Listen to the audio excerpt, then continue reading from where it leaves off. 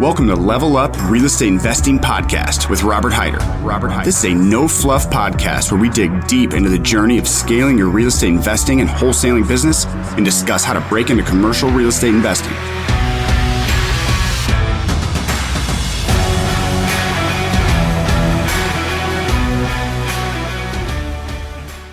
All right, welcome everyone to Level Up Real Estate Investing Podcast. Very, very exciting day here. We got Aaron Pimpus out of Florida. Really exciting guy. I've known him for a couple of years now. He's been in the virtual wholesaling space for at least 2 years. Had a little bit of real estate experience prior to that, but primarily came from the medical software sales, kind of private equity world, which is a really interesting kind of layer into his story. And then 9 months ago or so, he rolled out Launch Control, which is one of the kind of leading text marketing apps out there, text marketing softwares out there. I've just heard amazing things. We've just started kind of bridging into using it. We've been working with some of the other software services out there, but I'm very, very excited. But I've been talking to a handful of folks from other masterminds, other kind of markets, and I haven't heard a whole lot of people digging in too much. But I know that you're, especially with Launch right now, you're in a lot more stuff. So I was really interested to hear kind of what you're seeing out there. So that's impactful. For us, we have a dedicated in-house cold caller, and he's pretty good. And he's been calling pretty targeted lists, successfully for the past couple of months. And he's been getting a lot of, and maybe it's Florida or whatever the case is, but people have changed their tone. People have gotten like very aggressively angry for no reason. You know what I mean? Like unless it's just the fact that they're like, it's cabin fever, they're locked up, et cetera. Yeah. That hasn't gone over well. But what has gone better is that more full-time with texting, and the texting responses are now better than ever because typically, and we provide all this training and launch, like sales psychology, what list to use, what time to text. Like there's all the stuff that we've learned over the past year and a half is included with the software. It's not just the software. That's 50%. The sales training that we do is the other 50%. That's the secret sauce. But what's been working the best now, which is the most blown out list, is the, like absentee owner or out-of-state owner, high equity. Mm-hmm. Just like the one, they might be the buyer, maybe, if they own a couple rentals, they bought a couple recent ones. These are the ones that are looking to offload now. And that usually we have to go through a couple of smoke screens, right? A couple of barriers to break through a conversation. At this point, it's like, look, it's straight to the point. You're able to kind of just bypass all the BS. All the stuff that we typically train you on, like a psychology, how to turn people that are ghosting you or people that are saying like, I need $1 million for my house. We still turn all those around like discovery calls. It's just a matter of putting the effort into it. So we don't have VAs doing it. We basically do everything opposite of what any other text messaging platform does or teach. Maybe it has something to do with actually running a real operation. I don't know. But we basically take everything that we do here and kind of, just share it with the users. And there's a couple things with the articles I'm going to go through. But what we've been doing is, again, just highlighting, like, here are a couple things you can say. It's like, hey, does it come with your neighbor's house and the lot next across from it, right? I assume it's included. And they're like, well, of course not. You talk to SmartX, I can't, right? That person, I have to mirror it. And then you past, once or twice, a couple of exchanges, you're already in somewhat of a report stage because you mimic them, you mirror them. Mm-hmm. You're able to kind of go through whatever nonsense they throw at you, right? And then you're starting a conversation. Whereas all the other systems basically have a VA on there and they go, no, delete, next. So they're looking for is that, one guy is going to say yes. That's why our conversion rates are between this is the KPI for texting for those that don't know it, 1 to 3,000 texts to a deal typically, or to a contract, right? We're from all the users that switched over from all the other platforms that come over to us, because they're taking that broad RVM approach, which is just nonsense in my opinion. It's just like the dumbest thing you can do. It's like, anywhere between contract to 10,000 texts, right? Which is just, you're wasting data. You're going to run out of data. You're wasting money in skip tracing because the texting piece is cheap. The platform is not expensive. Yeah, absolutely. Skip tracing is where it adds up, and maybe the data. But what we're doing is we're just converting a lot more from a lot less by being smart about it and by opening up the conversations. The same way you would with somebody that's calling in from a mailer SEO, pay-per-click, whatever the marketing channel is you have to go through a couple of objections. Somebody's going to call you from a mailer and they're like, well, what's your offer? You're gonna be like, oh, that's not a deal. Like, right? Yeah. I mean, or it's just some BS objection. You're like, no, that's not a deal, right? It's the same concept, but it's people, and we have to retrain people that have been stuck with that mindset. We have a specific section. We kind of created our own, like, Chris Voss, like Never Split the Difference is a good book for somebody to read that doesn't know anything about like virtual wholesaling, just because it's all psychology negotiation, right? But we're applying that towards text. So we kind of created our own version of a John Martinez for text only, right? And that's been huge because that literally is the 50% of the other side. But that's a long form answer to what is working for us best now. It's definitely going back to that kind of basic list that's been, I think, overused. We stopped using it. It performed for us the best in the beginning. It got oversaturated, but right now that's where it's at.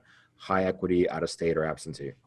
Absolutely. Well, and I think the key is kind of the same general concept we were talking about before applies absolutely to this podcast right now with you, because you've got so much more data than everybody else. One, you're in the industry, and that's kind of where you started, and then you rolled out Launch Control. But at the same point now, with a couple hundred users, you're seeing so much information come through that you can kind of aggregate and make sense of. And then now you're applying the psychology piece to it. They kind of, I mean, you're talking about I can't think of the acronym, but it's what neurological NLP. Yeah, exactly. I mean, that you're hitting on that. I mean, you're talking about some deep stuff. So once you kind of take all of that data, aggregate it, then apply some of these other concepts, that's just, it's just huge. Yeah. And being that it's so real time with you and not something that you heard or someone else has heard 3 months ago, 4 months ago in a mastermind, like in a changing time, you need data that's fast because it's day to day.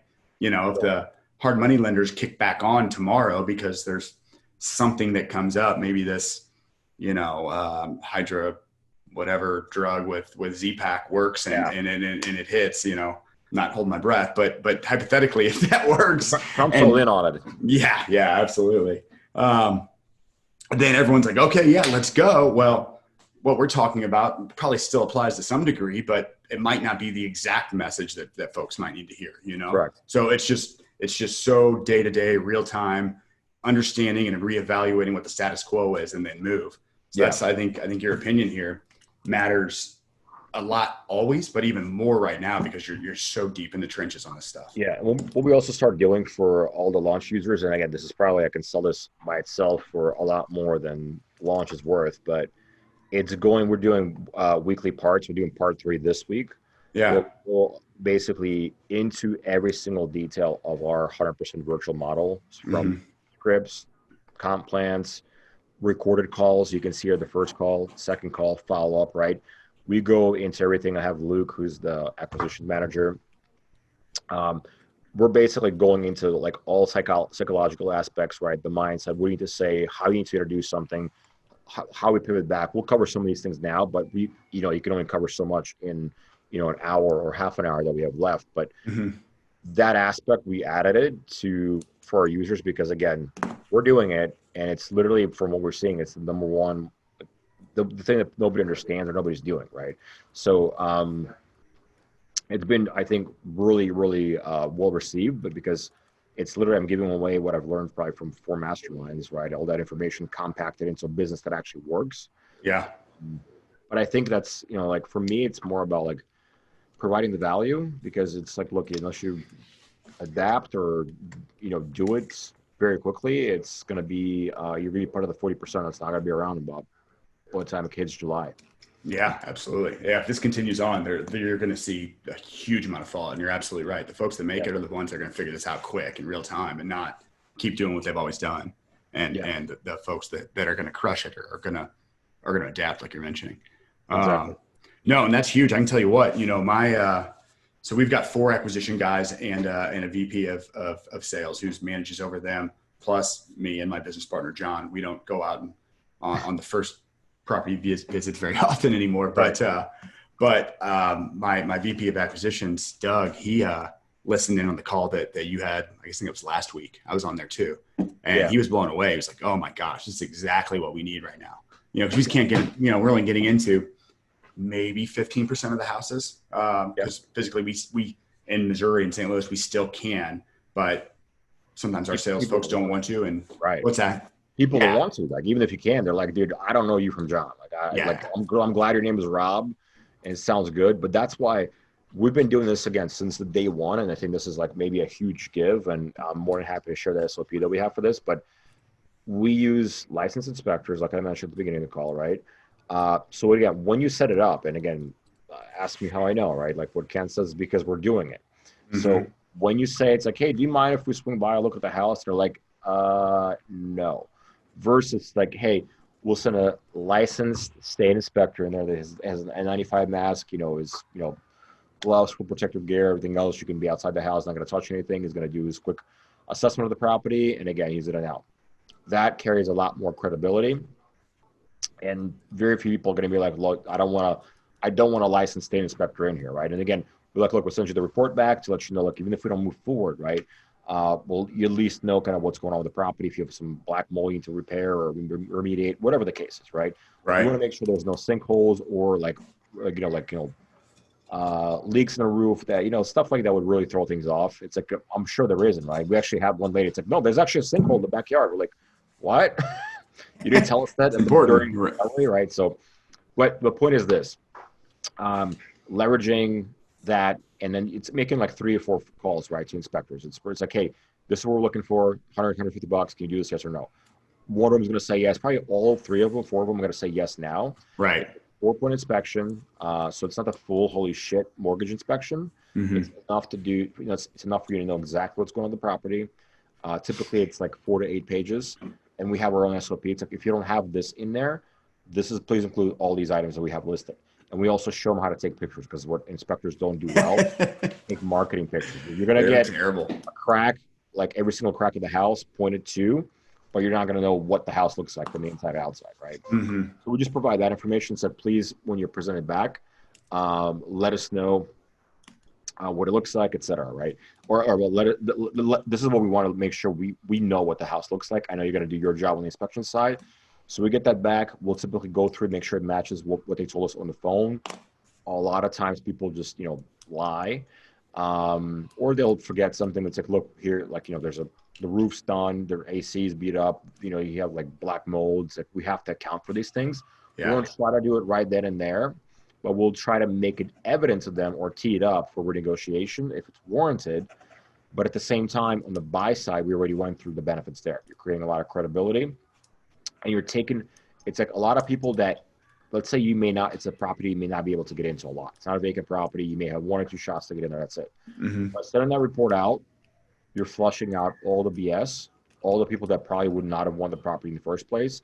But there's that one guy that likes the neighborhood. He's like, thanks for sending it over to me. Now that I know, I still want it. That's the guy that's going there, right? So it's multiple benefits. Plus you get a Dropbox with like 200 pictures. Like 10 are usable for marketing. But the rest of it's still helpful, right? Because you have that huge asset. You're differentiating yourself on both the A to B and the B to C side, right? So for us, that's been huge. What we typically do, just to maybe give like a quick overview of the wholesaling, of the virtual aspect that we do.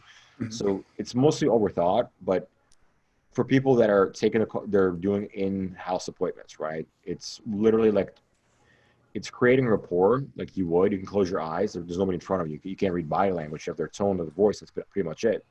But it's like, we always talk in our office, it's 80% rapport building, 20% shop talk, or about the offer, about whatever else. If you don't establish that, whatever they give you initially, it's like, what's going on, talk about how crazy things are now, how it's affecting them, that type of stuff, whatever you can hang on to. Look, if it's a sales guy, it's a sales rep, they'll know how to do that, right? Or they should. Sometimes people on the phone won't give that up. They'll get, they're a little bit, closed in or whatever. So, we'll switch over to is then like, it's like, what, that's fine. Let's kind of talk about the property, right? Let's kind of like, if you don't mind, give me a virtual walkthrough of the property. Like, paint me a picture with words. Like, what's behind you? What do you see? Like, what are you in the kitchen now? And it's like, if you had like $15,000 to spend, how would you spend on the property? Like, what would you like maybe repair? That's a good question. I really like that. That roof would go. The roof you just said that was fine. Okay, you would replace that. That's interesting. Right. But keep going, please. Go ahead. So They'll go through that, but because you would, the people that are hard to open up first, if you pivot them to give me a virtual walk through your property, like just paint me a picture with words, right? Just say what I just said. They'll start talking, right? And ask people to start talking. Psychologically, they're already opened up because they're the ones talking and the ones, the rapport building is going on organically because they have to give you the information. So if you can't get them on the dime initially on just conversation, after that, you'll be able to really kind of jump into into different aspects about the property. It's like, oh man, wouldn't believe what we've seen. All the properties we've had, like, hoarder houses, burnt out houses. So you started to talk and you started to build rapport that way, right? So different way to come at it. After that, typically we would kind of like run comps. It's like, let me get back to you like later today or tomorrow, depending what it is. And we'll present them with a range, kind of like where we're at. Yeah. Range, like we're doing 140, 170, 170 being like the lower end of it. Get a feel for them. Again, like all you have on your phone is your tonality. So you really have to listen into how people are responding. Are they locking up? Are they pausing? Did the tone of voice completely change, right? And it's like, look, this is kind of preliminary stuff that I wanted to, again, at least run by you. Let me dial in the numbers exactly. Maybe we'll send the contract on the third. Like we try to do a 3-call close, which that doesn't always go that way. We have to follow up sometimes. But we've been utilizing now, and I've kind of talked to on a bunch of like webinars that have been recently, including for our users. We leverage articles to create scarcity, urgency, and credibility. So what we'll do is we'll kind of start talking about this in discovery call, and it's not me. This is what's going on. So look, my job, I know you watch the news, it's crazy. Like our job is to be informed of what's going on in the housing market, how it affects, home prices, et cetera. So what we'll do is like say, like, look, for example, like Forbes is saying we might be in the housing bubble 2.0 is about to burst, right? On the other side, we are, I know Bloomberg, I don't know if you saw this article, but it says the jobless rate may soar up to 30%. That's over 50 million people unemployed. So what do you think would be the implications of that, right? This is a CNBC article that we sent over to them. Like sales could fall by 35% as coronavirus stalls spring housing market, et cetera. All these things have very, very, very dire implications on prices. That's why you have the iBuyers are no longer buying, depending on which market you're in, if they were in there, right? Realtors cannot even do anything right now. They have to wrap up their current book of business. Ain't nobody doing virtual tours, or nobody's buying retail. Okay, so just put it that way. So what we try to do is become their trusted advisor, and we'll sprinkle these in different ways, Rob. So what we'll do is either mention these in conversation. We took all of our dead, nurture, and forgotten deals. I'll see if I can pull up an example. Text them. And hold on for a second here, Aaron. I think that I'm looking at something different than what you're talking about. What I'm looking at is it said 4 PPC leads at the top. It's yellow. Is that? I don't think that was the article page you were looking at. It looked like a info on properties you were working. Like one was Ohio, one was Illinois. And we can just cut this section out and start back over on the other. That's what. But is that okay? I can see it now. Yeah. That is. I was looking at some kind of yellow page. It looked like it was a lead sheet. Oh yeah, sorry. I have 3 screens. So we can come back to that. Well, yeah. But if you want to kind of jump where you were going, where you started with, if you want to kind of, just cut all that out and start here if you want. We can just start with, hey, you're leveraging articles to what it sounded like was educate, motivate, and build credibility. Is that right? Yeah. Okay, so that's kind of, we can just cut from right there if you want to start right there and then kind of run to these. Okay. Yeah. So what we've done, this has been a huge something that's been, in terms of moving a needle, right? For either dead deals, active leads, nurtures, or anything else. We use articles to build credibility, scarcity, and basically urgency. And it's not us doing it. It's really the articles. And here's what I have. It's like credible sources, Bloomberg, CNBC, Forbes, right? Politico, whatever the case is, right? So it's like, we'll lace this into the conversations, or what we'll do is before we call them back, let's say if it's a follow-up call, it's like, hey, by the way, Rob, I'll give you a call at 4 p.m. like we discussed, to reconnect. I actually just wanted to shoot this over to you. I don't know if you saw this or not. Boom. We'll send them over, says something that's home sales could fall by 35%. What do you think is going on in that seller's head? Because they're watching the Costco toilet paper news, right? They're not watching this shit.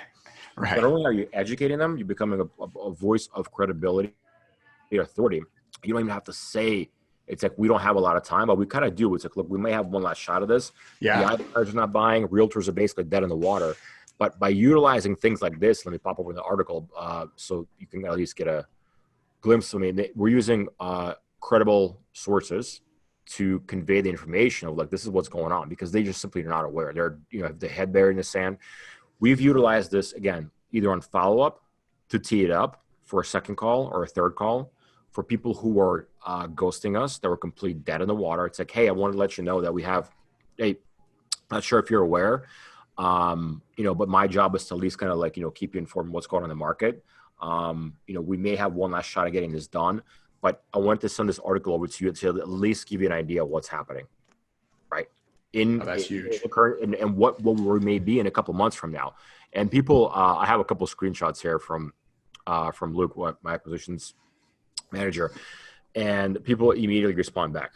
Either people who have been ghosting us or people that we tee up for a second or third call, so we don't have this drag out process. Yeah. Or they think they're getting retail, because the whole play here, Rob, is that they don't have the leverage anymore. They just don't know it. We have the leverage. That's 100% it. And honestly, we've been talking about that at least for the last week, probably 10 days, because what always happens in every cycle, the seller, well, the buyer being us, and then the end buyer, whether it being a rental buyer or a hedge fund or private equity groups, they're almost always more informed and more educated on what's going on in the market and the economic condition than a seller. So to your point, and just to reiterate what you were getting at so much there for everyone listening, is like, you absolutely have to educate them on all the stuff that's going on. They know that the COVID virus is going on. They know this, but what they don't know are what the economic impacts are most of the time. So by the next couple of months, right? Because this is a lagging indicator. Last time, the housing industry or the mortgage industry, if you want to call it that way, both were the coronavirus. That's where it stemmed from.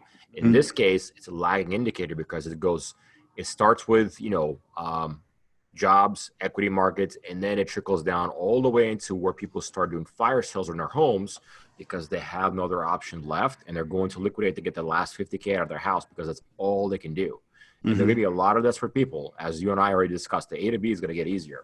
But what we try to do with these, we've gone a shit ton of movement by utilizing these articles, either in new conversations, going to all of our dead deals, going into like in launch control, we have different dispositions, hot, warm, nurture, and drip. We'll go into all of our nurture ones. We'll be like, hey, I just want to follow up with you. I know these are crazy times. Wanted to at least let you know what's going on in the market, right? We're still looking to do one or two more properties potentially. Here's an article that kind of describes what we may be looking at. And then next thing you know, they're like, I'm available this afternoon. Yeah. I haven't responded to in 2 weeks, 3 weeks, you know what I mean? So it doesn't work for everybody, right? I'm just want to make sure, but we've been able to shake out a lot of dead business or stale business or ghosting business by simply taking this approach. And don't just, send it. You have to tee it up with a message, right? Kind of like what I've been describing before. So this way you're able to, again, even if they don't sell now, if they are one of those stubborn people, and we do know the market will take a hit in 30 days, when they're seeing this come to fruition, they'll be like, holy shit, Rob was right. That's the guy. And we'll probably have you still in the list and be following up. It's like, hey man, I just want to follow up with you. It looks like the things are happening. They're like, that guy was right. You not only have credibility at that point, you have the business too. Absolutely. Well, if you look at it on a broader scale, this is exactly what happened to the overall stock market, right? It's like it drops down to 18. The Dow drops down to 18,000 3 weeks ago, 3.5 weeks ago. Yep. And now it's back up to 22, 23,000. Well, like actually times are for now, right? But generally speaking, times are worse now than they were 3 weeks ago. Everyone just didn't know. Everyone's just fearful of what was to come, right? Yep. So everyone just sold off. Well, like, okay, that's the same concept we're applying here. Like, hey, here are the news stories. Here's what's going on. Here's what everyone's talking about. Here's what's coming down the pipe. You can't just be sitting back and knowing, and it should prompt folks to sell more, because that's just inherently what happens. It's what the dots for them. What my sales guys do is they'll paint the picture. It's like, look, I'm sure you hear everything's going on. They'll know something about the Dow is bad or whatever's going on. But the jobs is where it's at, because the jobs is what dictates basically the housing economy or the housing market, right? Yeah. We'll continue losing jobs. And again, look, even if we slowly go back into things in a couple months from now. I don't think things will be the same. There's going to be a lot of jobs that are still lost in retail, service, and the airline industry. People will not be able to pay their mortgages, homes, short sales, fire sales, selling under the market value. It's all going to drive home prices down. And the sooner you can explain it to them now, the better you have an option of locking down the contract. We're doing everything for 60 days now. We're explaining, look, everything's taking a long time. Title, municipal searches actually are 30 days plus where we are. So that's legitimate. And we're doing the same thing on the B2C side. So we're also putting that coronavirus addendum in there where it's like, look, what's inspection period starts when everything's lifted, that type of thing, just to protect us. Nobody's really questioning. It's like, yeah, I get it. But for the most part, if you have control, like this is kind of maybe, I know we're running kind of close to our time, but this is what I wanted to kind of point out. And this is one of my main things. Look, the main thing is going to be the B2C and keep them moving. Like if you have your marketing dialed in, don't stop marketing, just be smart about it. See where the highest multiple is. Where's the highest ROI? Where is the lowest cost? Follow through with that. And do not stop building your pipeline. You'll be able to, if you stack up 30, 40 deals, you'll be able to exit them all. It's just a question of when, right? But what may happen as we're talking, right? You may have this period of 30, 60 days where it's very hard to sign, right? So you need to have control of that contract, not only contractually, it's very, it's easy to get it locked up and that's it.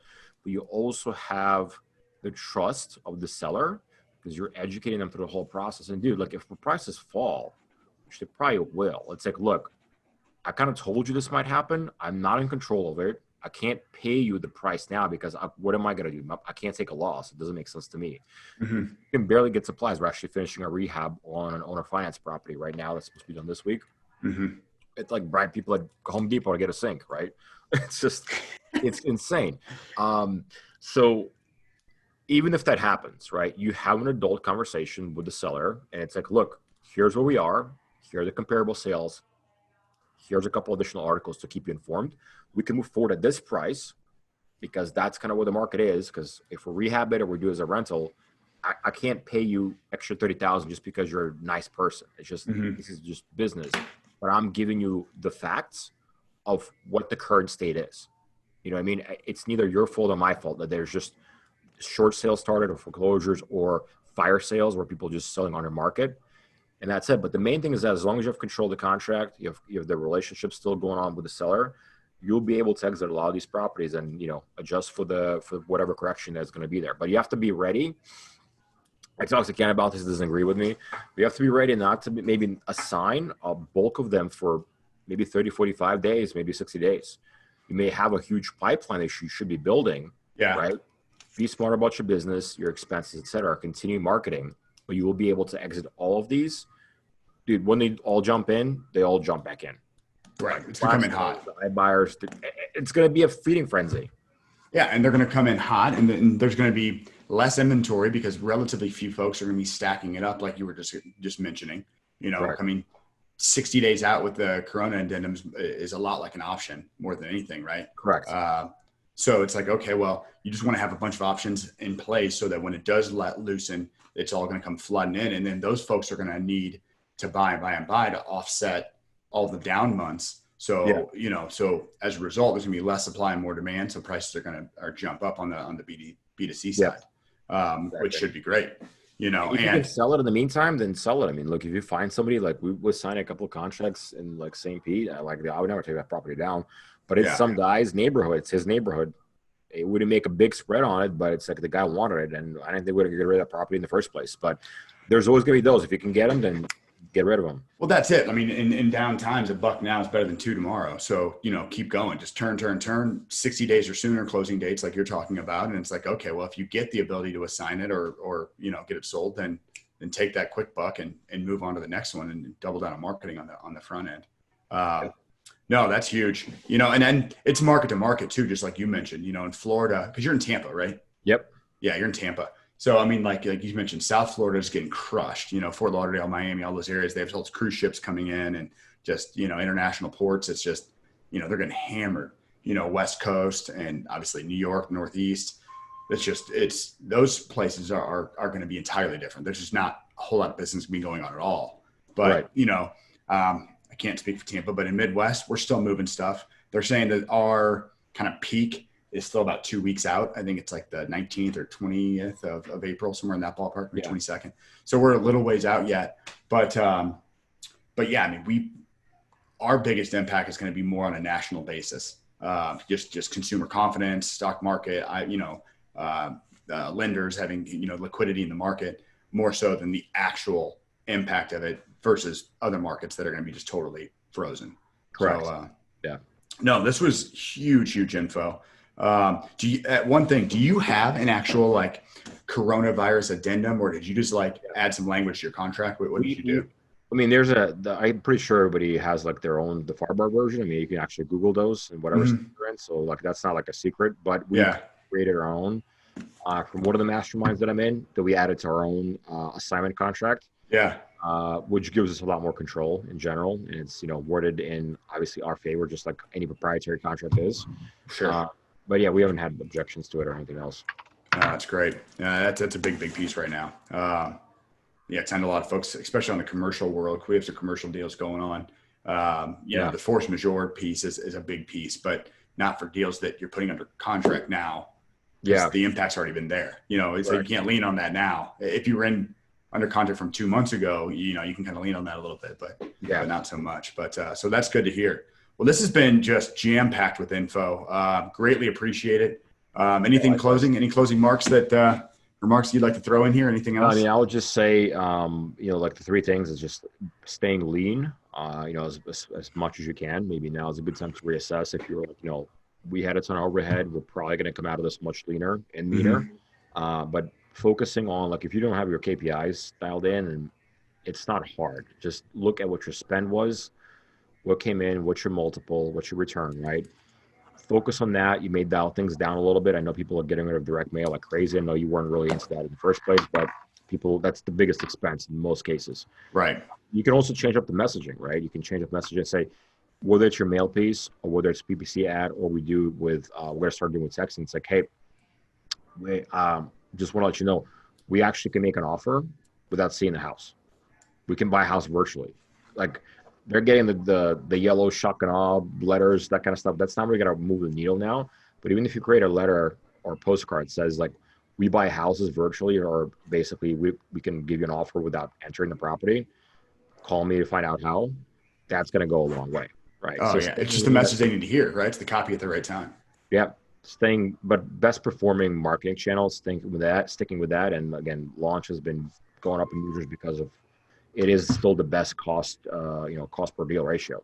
Going virtual, and again, we're basically we're providing that at launch, so that's just comes with the software. You get it in the entire business on the Dropbox. That's awesome. And then basically, doing, I think, what we focused on at the beginning of the call, which I got a lot of takeaways from, and what I'm going to do for the B2C side, and being able to exit intelligently, educate the buyers, find the high net worth individuals who probably do not want anything to do with equities at the moment, or they just don't have a stomach for it anymore. Yep. A lot of them cut it off at the 25% mark, whatever they lost. And they're just don't have this risk appetite for, bouncing around anymore. I'm pretty sure we're going to have a double bottom here, but we'll see. I'm not a stock guy.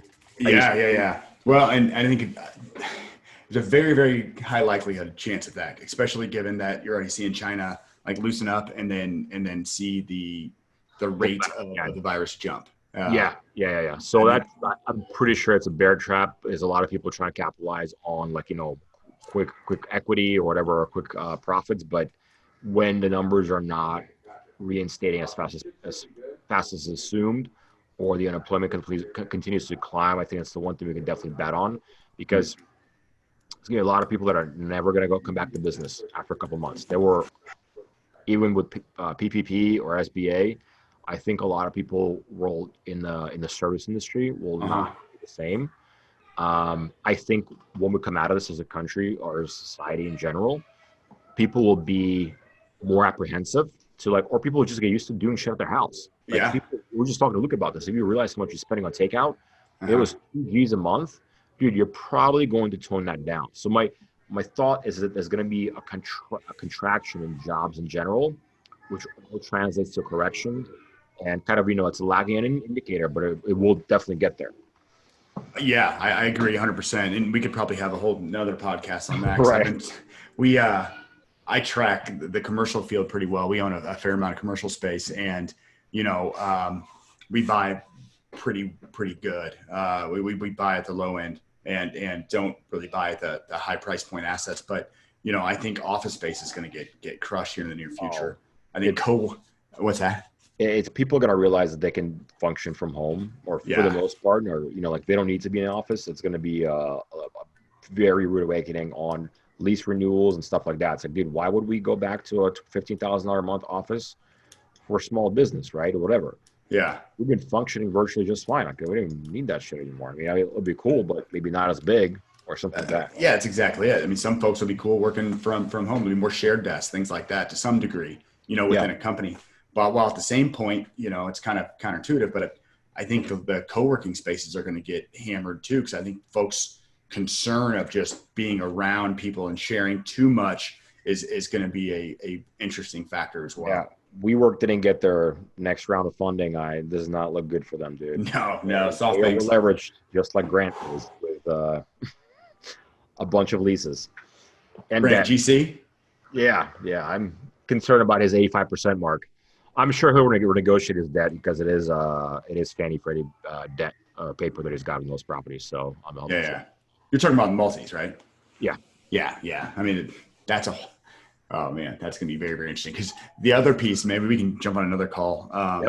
But the note purchasing side is one of my kind of most exciting pieces. So the thing that I really, really get into from the finance side, we go and talk to banks and buy notes before they ever hit foreclosure, and then we run the asset through and determine kind of what the use is going to be and kind of where we're going to go. I think that's going to be a very big avenue because the courts, especially in judicial foreclosure states, are going to be so backed up because of this being shut down and then having this kind of halt on foreclosures for the time being.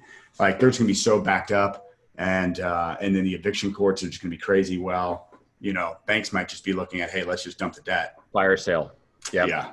It's happening now in debt settlement. My buddy owns a debt settlement company. Yeah. They start settling. The average is 50 cents on a dollar type of thing. Mm-hmm. They were settling at the beginning of March at 30 cents down to 20 cents, which is unheard of. They're trying to get ahead of the curve. So I'm pretty sure that will apply to the same kind of what you're saying. They'll want to move the paper. Yeah. And most of the stuff that we've done in the past has been more on the local bank kind of recourse debt, personally guaranteed debt. But when you start looking at the non-recourse debt, I think there's some huge opportunities. To your point, people have been buying these apartment deals on like the to come value. Like, hey, once we do the improvements, once we push rents, once we, they're going to get concessions and vacancy at the tail, especially the Class A and B plus sector is going to get just smoked. So it's going to be really, really interesting. I think there's going to be big opportunities, but before folks like us can really jump on those opportunities, you got to figure out what the new norm is and right the ship and kind of get some level of consistency back home so you can go out and screen the environment, see where the big opportunity is.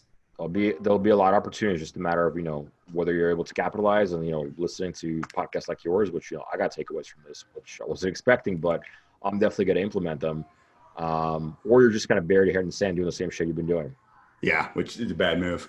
Yeah. Well, cool. Well, thank you very much, Aaron. I greatly appreciate it. This was a really, really good one. So thanks again, and we'll talk to you soon. Awesome, man. Thanks for having me. All right. Thanks. Yep. All right, everyone. I hope you had a ton of big takeaways there. This was a really, really good one. Really, really good podcast we had. We talked in depth about the disposition side, the changes that have to be made. We talked about kind of how to tighten up your acquisition side, how to buy virtually, what are some of the big benefits, how to market towards sellers on the virtual purchasing, talking about, hey, we buy houses without actually seeing the house. We can buy virtually. We can keep your family safe, kind of going about it that way. He hit on some really good points when it talks to state licensed inspectors going in and viewing the homes, as well as many other just big pieces. The loosening up of the regulations with IRAs, being able to go out and actually invest in real estate with your IRA, which has always kind of been the case with self-directed IRAs, but now they're even loosening it up more with this whole stimulus package. So something to look into. We're going to post some documents and post some articles about that in the show notes here. So stay tuned, and we will talk to you guys in the next episode. Thanks.